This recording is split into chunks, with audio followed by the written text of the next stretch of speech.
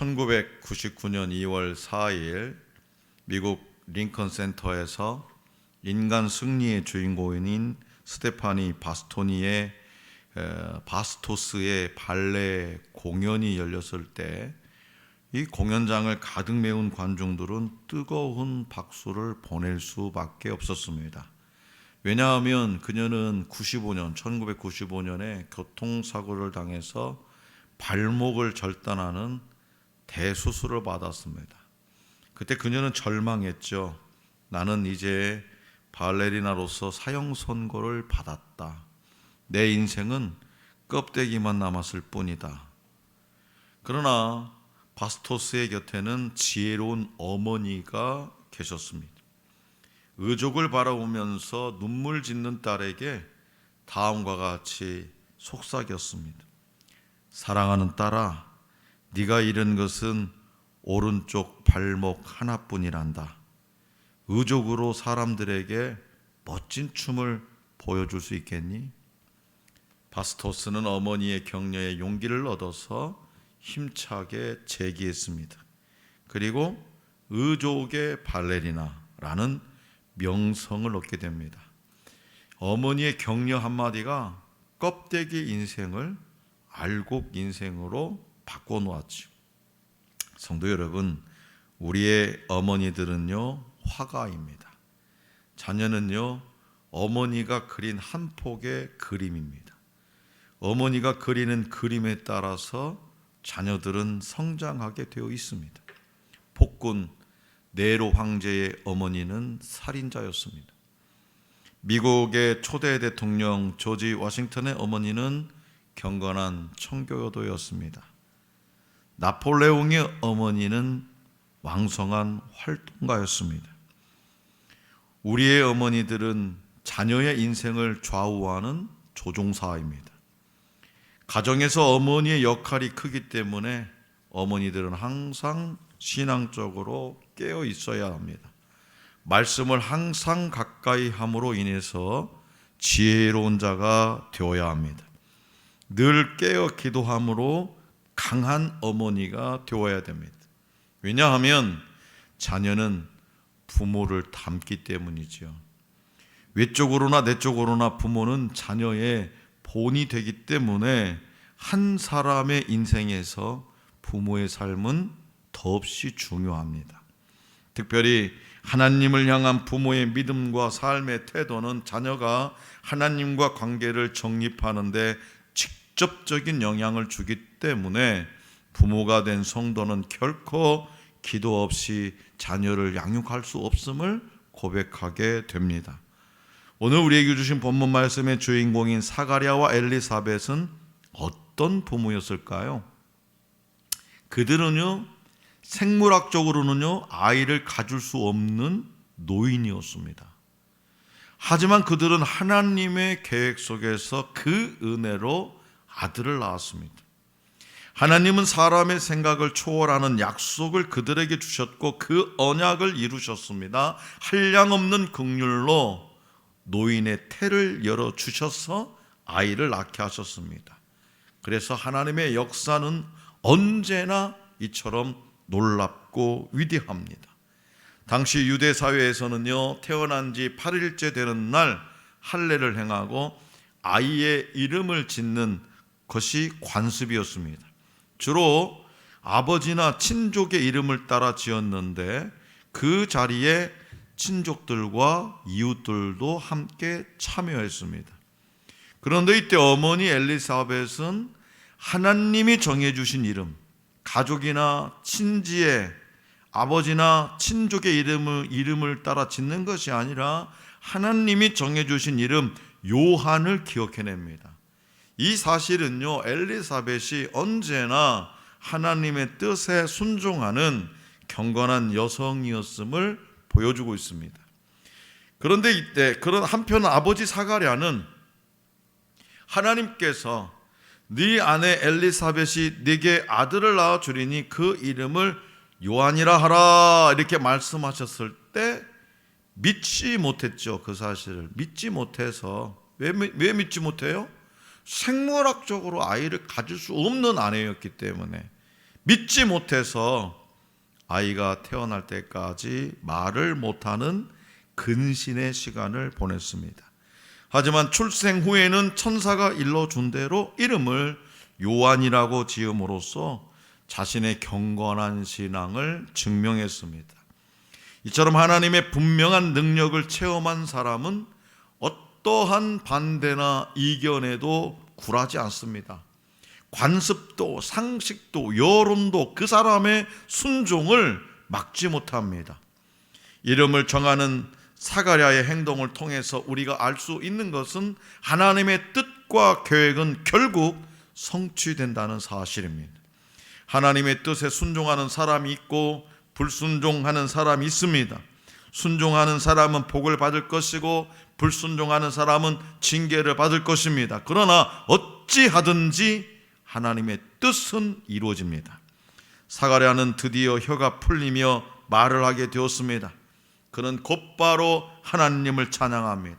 사가랴는 말문이 막혔을 때 가장 하고 싶은 말, 내가 이 혀가 풀리면, 내 말문이 트이면 내가 이거 해야지, 내가 이거 해야지, 내가 천마디 읽어야지 계속 생각했을 겁니다. 그래서 가장 하고 싶은 말, 그것을 했을 겁니다. 그는 첫 음성으로 하나님을 찬양합니다. 그리고 자신의 특별한 체험과 아이의 이름을 요한이라고 지은 이유를 설명했습니다. 그러자 하나님의 역사는요, 두루두루 퍼져서 사람들에게 경건한 두려움을 갖게 했습니다. 사가랴는 분명한 하나님의 역사를 체험했습니다. 이로써 그의 믿음은 더욱 깊어졌을 겁니다. 이처럼 우리의 믿음은 하나님의 역사를 체험한 이후에 더 나아지고 깊어집니다. 그런데 하나님의 이 역사는 사가랴만이 아닙니다. 그 찬송 소리를 들을 수많은 사람이 하나님을 경건하게 두려워했고 요한의 삶을 통해서 일하실 하나님을 바라보게 되었죠. 요한의 출생은 사가랴와 엘리사벳의 가정뿐만 아니라 그 이웃과 친족에게도 큰 기쁨과 즐거움을 안겨주기에 충분했습니다. 또한 하나님의 구원 역사를 기다리는 모든 백성에게 큰 기쁨이 되었습니다.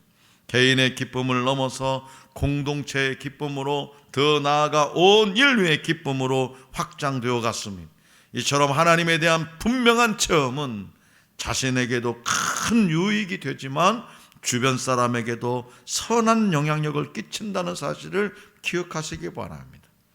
또한 평생 제사장으로 살았던 사가랴는 인생 말년에 더욱 깊은 믿음을 소유하게 됐죠.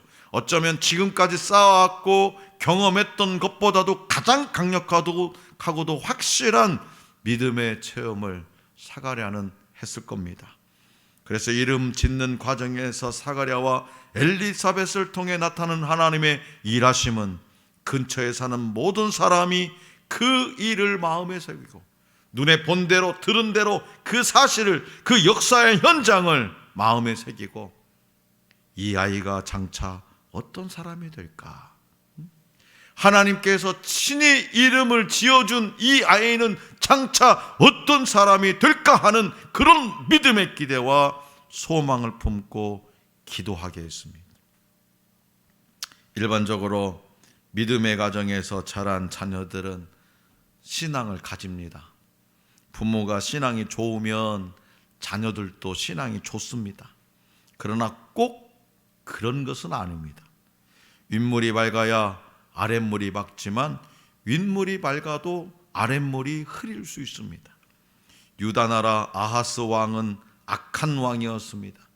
우상을 만들던 시대에 그는 우상을 부어 만들어 곳곳에 세웠고 자녀를 우상에게 불살라 제사드렸습니다. 예루살렘 구성마다 이방신을 섬기는 단을 세웠고 마을마다 이방신의 산당을 세웠습니다. 하나님의 성전은요 문을 닫아버렸고요 성전 기구들을 옮기고 부수고 막 그랬습니다. 그래서 그는 하나님의 진노를 받게 되었죠. 그의 나라는 여러 나라의 침략을 받았고 하는 일마다 꼬이고 안 됐습니다. 아람과 이스라엘 연합군 에돔과 블레셋의 침략을 받았습니다.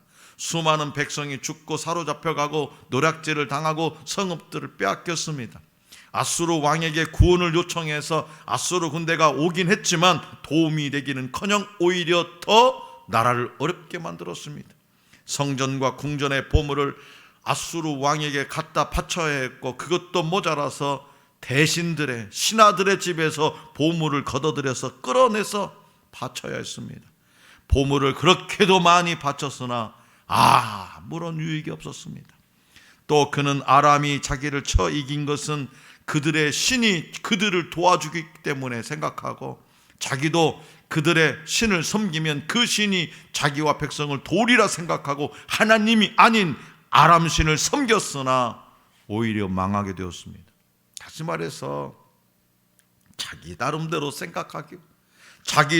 생각하고 지혜를 짜내어서 뭔가를 기가 막히게 한다고 하였으나 하는 일마다 안 되더라는 겁니다.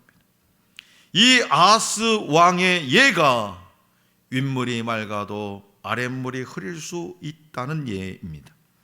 아하스의 아버지도 할아버지도 신앙이 좋았습니다. 아버지는 할아버지보다 신앙이 더 좋았습니다. 그러나 그는 그 아버지의 그 아들이 아니었습니다. 아하스 왕은 신앙 가정에서 자랐지만 처음부터 신앙과 먼 사람이 된 예이고, 요아스 왕은 신앙 가정에서 자라 신앙이 좋았지만 후에 신앙을 버린 예입니다. 유다나라 요아스 왕은 갓난아기 때 친할머니에 의해서 죽임을 당할 뻔했지만 고모와 고모부가 그 위기에서 그를 구출해서 성전에 숨겨놓고 키워서 결국에는 임금까지 등극시켰습니다. 그들은 그가 임금이 된 후에도 계속 하나님의 뜻대로 보좌에서 그로 하여금 선정을 베풀게 했습니다. 그들이 고모부와 고모가 살아있는 동안 요아스는 하나님을 잘 섬겼습니다. 그러나 고모가 죽자 요아스는 하나님을 버리고 이방신을 섬겼습니다. 선지자들이 그토록 경고했으나 그는 듣지 않았습니다. 생명의 은인이요 자기를 임금으로 세워준 고모부의 은혜를 저버리고 고모부의 아들 선지자를 성전 뜰에서 돌로 쳐 죽이기까지 했습니다. 요아스 같이 부모 생전에는 신앙이 아주 좋았다가 부모가 죽으면 신앙을 버리는 자식들도 있습니다. 이런 사람들은 자기 자신이 하나님과 1대1로 바른 신앙 관계를 맺지 못한 것입니다. 그래서 부모님이 살아 생전에는 부모의 신앙에 얹혀서 자기가 신앙이 있는 줄 알고 지냈기 때문에 부모가 죽자 신앙도 없어진 겁니다. 그렇기 때문에 자식이 부모의 신앙을 본받아 신앙을 갖는 것은 예사로운 일이 아닙니다. 하나님의 은혜고 감사할 일입니다.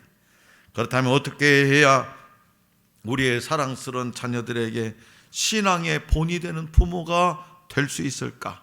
신명기 6장 6절에서 하나님은 이렇게 말씀하십니다.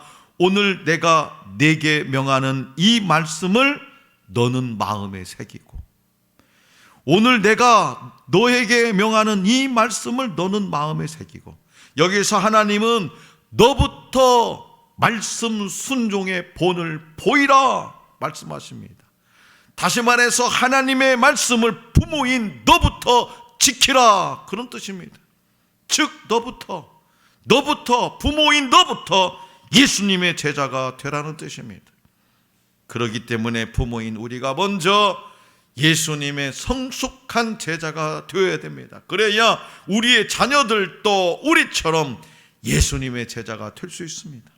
부모가 예수님의 제자가 되기 위해서는 어떻게 해야 됩니까? 자기 십자가를 지고 예수님을 따라야 됩니다. 그러면 가족들도 언젠가는 예수님을 따르는 제자가 될 것입니다. 그러면 부모가 가정에서 자기 십자가를 지고 주님의 뒤를 따르는 제자로 산다는 것은 무슨 뜻일까요? 그것은 바로 자녀를 예수님의 제자가 되게 하는 일에 매진한다는 뜻입니다. 이것이 주님께서 부모에게 맡기신 최대의 사명입니다. 자녀들의 신앙 교육은 1차적으로 가정에서 이루어져야 됩니다. 교회는 부모의 신앙 교육을 뒤에서 돕는 역할을 할 따름입니다. 나아가 자녀들의 바른 성장을 바라는 부모들은 자기 힘만으로는 자녀들을 바르게 키울 수 없음을 겸손히 인정할 수밖에 없습니다. 즉 자녀 양육에 하나님의 크신 은총과 이웃의 도움이 절대적으로 필요합니다. 그렇기 때문에 가정에 하나님의 은총이 임하려면 무엇보다도 기도가 절대적으로 필요합니다. 그래서 늘 얘기하죠. 기도하는 자식들은, 부모가 기도하는 자식들은 절대로 망하는 일이 없습니다. 무슨 얘기입니까? 부모가 게으르지 말고 자녀를 위해서 기도하는 거예요. 세상에 어느 부모가 자식이 망하는 걸 원하는 부모가 있겠습니까?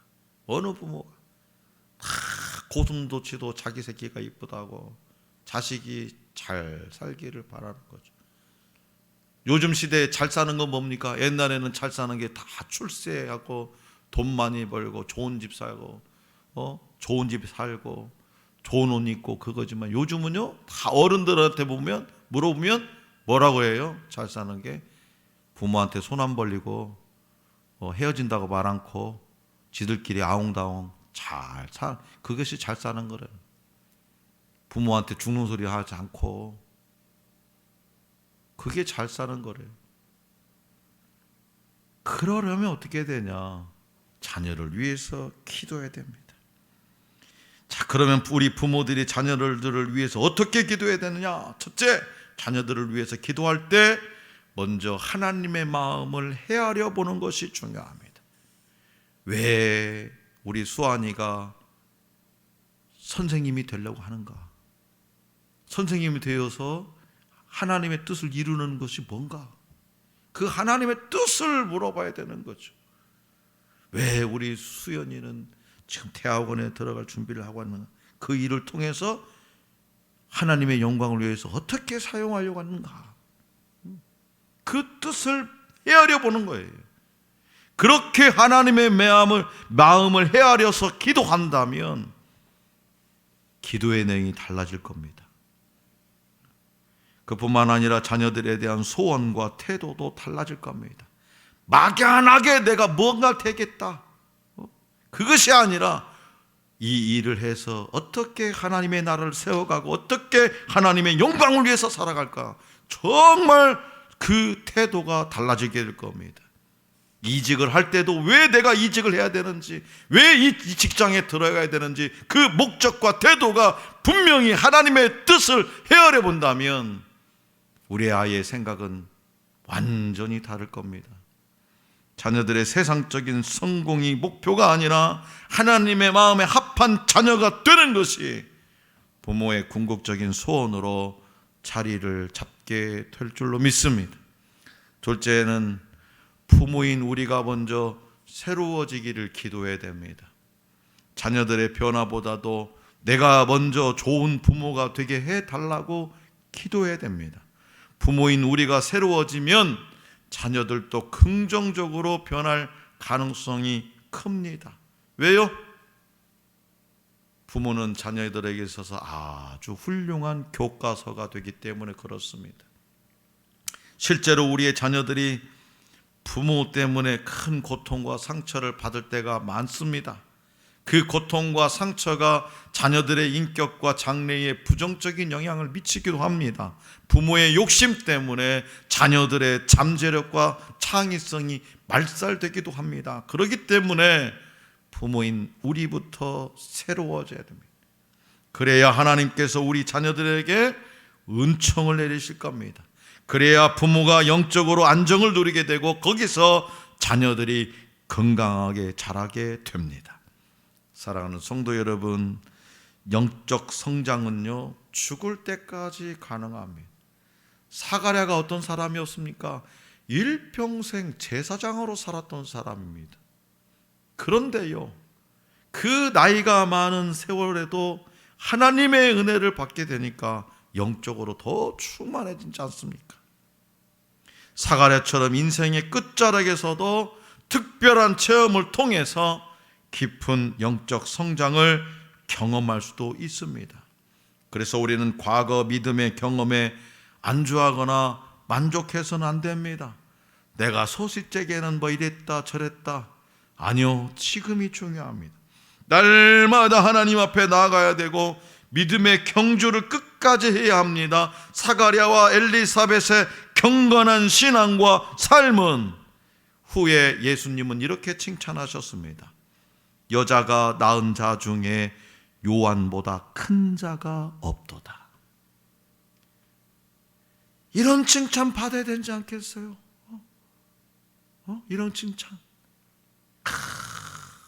우리 영상이나 수인이를 보면서, 예리를 보면서 강숙복 사무에게 난 이 영상이보다 수인이보다 예리보다 큰 자가 없도다.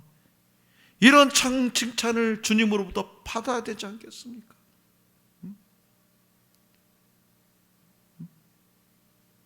우리 김유곤에게 맡긴 시온이 산성이가 이 세상에 큰 자가 없도다. 이런 칭찬 받아야 되겠습니까? 부모의 이런 삶과 신앙의 본이 세례 요한의 삶을 가능하게 했던 겁니다. 어렸을 적부터 보고 자란 것, 눈으로 보고 들은 것, 어머니 아버지로부터 보고 배운 것, 철저한 경건신앙. 그래서 어떤 상황 속에서도 흔들림 없이 맡겨진 사명을 감당할 수 있던 거죠. 요한의 이름에는요, 순종과 사명에 대한 헌신과 소망이 담겨 있습니다.